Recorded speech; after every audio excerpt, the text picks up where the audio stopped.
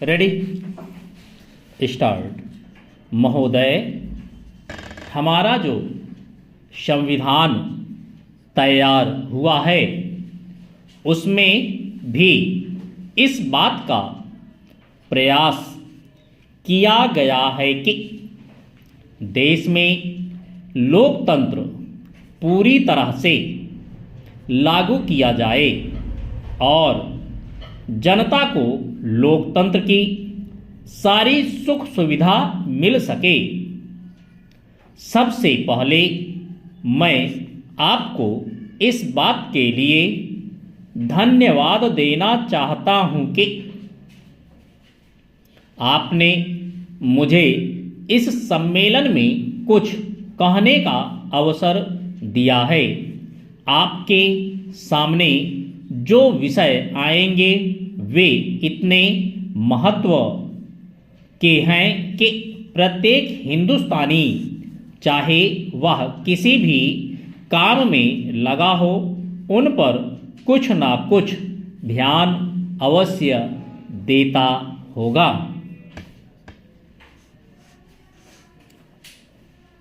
यह एक मानी हुई बात है कि बच्चा जैसा तैयार किया जाता है वह बड़ा होने पर वैसा ही निकलता है।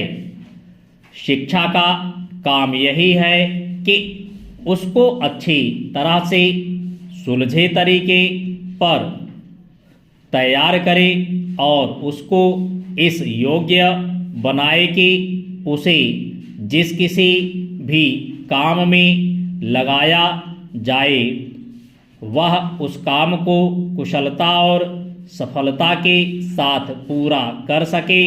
हमारे देश में जो शिक्षा पद्धति अभी तक जारी है वह नई नहीं है, बल्कि यदि मैं यह कहूँ कि वह 125 वर्ष पुरानी है तो गलत नहीं होगा। 125 वर्ष पहले जिस उद्देश्य को सामने रखकर यह शिक्षा पद्धति जारी की गई थी वह उद्देश्य अब नहीं रहा। शिक्षा पद्धति अब तक लगभग वही है। मैं मानता हूँ कि इस बात का प्रयत्न किया जा रहा है कि उसमें परिवर्तन किया जाए जिससे हमें अपनी आवश्यकताओं की पूर्ति में सहायता मिल सके। जहाँ तक मुझे मालूम है इस काम में अभी तक हम सफल नहीं हुए हैं। मैं तो शायद यह भी कह सकता हूँ कि उस शिक्षा पद्धति को बदलने में जो प्रयास किया जाना चाहिए था वह अभी तक नहीं किया गया है। इस देश में या सभी देशों में शिक्षा के 3 भाग होते हैं। एक तो वह जिसमें छोटे छोटे बच्चों को शिक्षा दी जाती है, दूसरा वह जिसमें युवावस्था के पहले बड़े होने तक और तीसरा वह जिसमें युवावस्था के विद्यार्थियों को शिक्षा दी जाती है।